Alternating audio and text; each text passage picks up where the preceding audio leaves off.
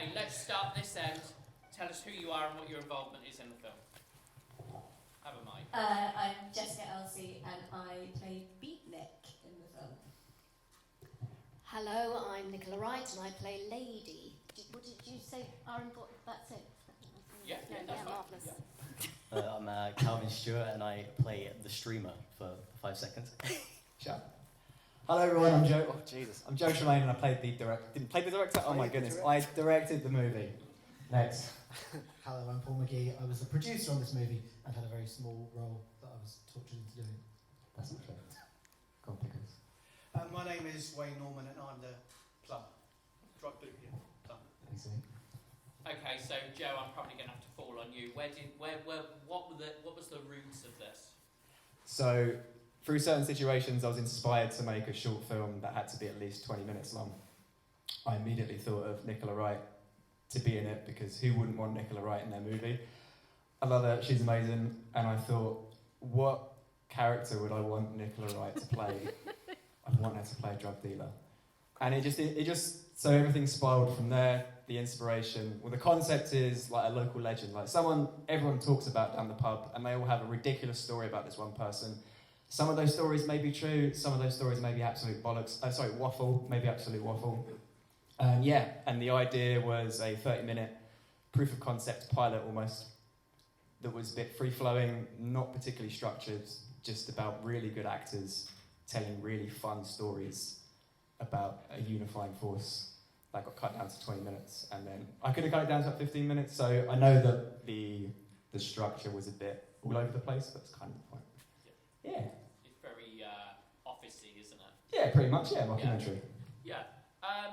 And how difficult do you find it to write? You know, sometimes the humour was really subtle, sometimes it was a little bit harder. How difficult is it to deliver that in independent film, you know, because you don't have those weights and measures, do you, that you might have with... Oh, I can't claim any of it, mate. It was all of the ridiculously amazing actors. So they all came prepared with monologues. Obviously, I gave each character a brief. We did an interview. We played with each other a bit. Then they gave their monologue. So it was a mishmash of both. So that's probably why you see that there are contrasting styles of humour. So the really intelligent bits would have been provided by the actor. The not so intelligent bits is probably some shit I wrote. Yeah. Don't demonetize this YouTube. Oh, sorry. Like and subscribe. Hit the notification button. What was the most difficult part of the shoot? None of it. It was all extremely easy and it was all extremely fun. The difficult part was the edit. Right. Because I'd been blessed with hours and hours and hours of ridiculously good content, so to speak. That was the hard part.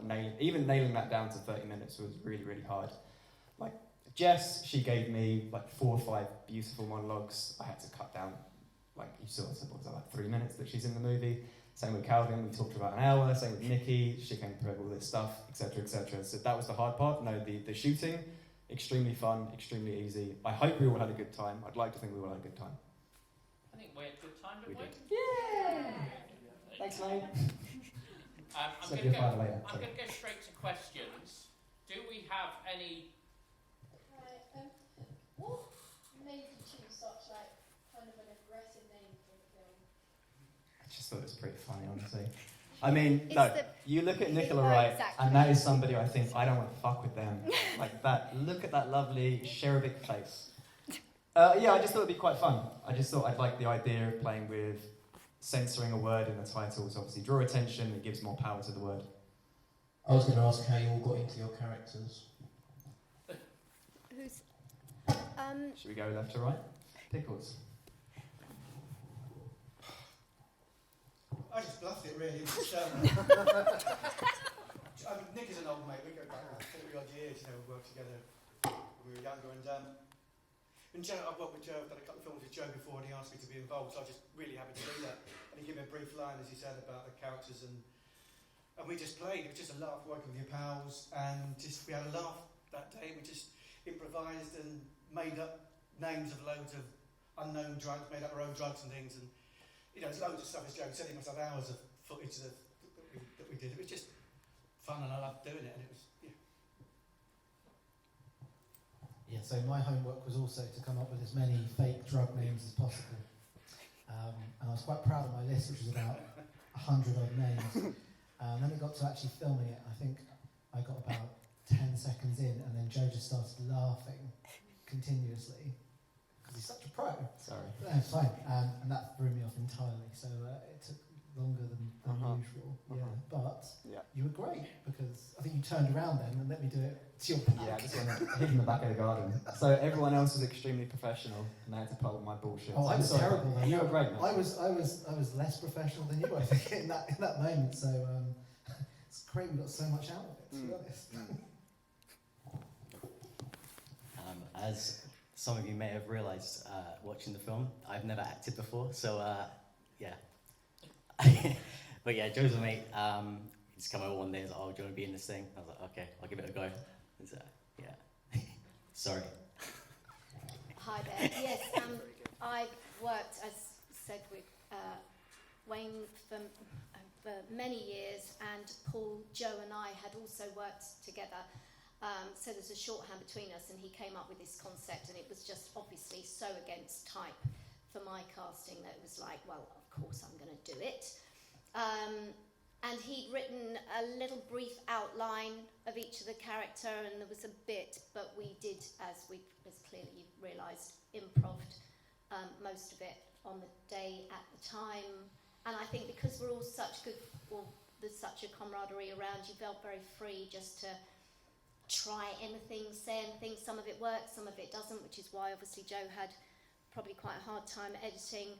We were blessed with also having the kids, which when I sort of teach drama at weekends, they were my students, and that is them. They're very funny. So yeah, I think we were just we pulled on all our friends, that's the thing. Everybody knows everybody in that film through some connection. So yeah, I think Joe sent me a really early version of the script and just asked me to look at it and ask for my thoughts on it. And Joe and I went to school together, and then he got back to me after I'd emailed him back with some thoughts, being like, "Oh, by the way, this part is for you. I don't know if you know that." And it was, I guess, the opposite of against type. It's like the worst version of me. So I just had fun being. I lived in Paris for 2 years, and when I first came back from Paris, I was always dropping French into sentences. I was just the worst person, and so I just had so much fun being the worst logical conclusion of Jazz, which is what's in the film. Do you mind telling us what sort of budget you had? Oh, zero. £0. Sorry, tell a lie. £80 for the teapot, and then yes. £7 for some drinks. £87. Every location was either like home or So it was around here, it was around Enfield, it was around London, all over the place. Yeah. And we just all got together and did it. Yeah, everyone mashed in the Because equipment. we love Joe. Zero budget, but many years of experience. Many years of experience. Well, you yes. guys didn't get paid. Shaka. I think the thing is, a lot of people always think, oh, it's got no budget, and therefore that's a flaw. But the reality is, you will have more fun on a film that has no budget than you will have on a film that has a budget, because, again, weights and measures, you know, someone's clock watching you all the time when you're spending someone else's money. And for you all to come together and work on something and have a really good laugh and get something out of it, I think is so important. Yeah, You're right, that's exactly what I explained to everyone but also, when I said they weren't getting paid. I think it sort of is kind of doing it a disservice to say, oh yeah, it's a bunch of mates getting together and just doing it, because actually, like Paul said, we've been around for many years. Paul's directed features in the past, so it wasn't just like, I think Well, it's almost like what's the word? It's a passion project. Yes, Yeah. exactly. It's camaraderie, isn't it? at the end Yeah, of the day? and we all believe that, because Joe has made another short film, which is amazing, and so when he came up with this idea that he'd got another one that was just like, as a friend, you're going to support and give everything to somebody who you believe in. Absolutely. Yeah, I think I read the script and immediately went, can I be involved? I'm in. Can I be involved? Can I Yeah. be involved? And he let you. Thanks for the yeah. I said yes. Come round tomorrow. That'll be £8. I do actually have a question for the audience, if that's okay. Was there anything that anyone watched that immediately stood out that didn't work for you, or you just thought, that's a bit shit? Live Great, scorecard Joe. in the film. No, but like, obviously when you watch a film, right, there's always like a moment in the film that you'd be like, what the fuck?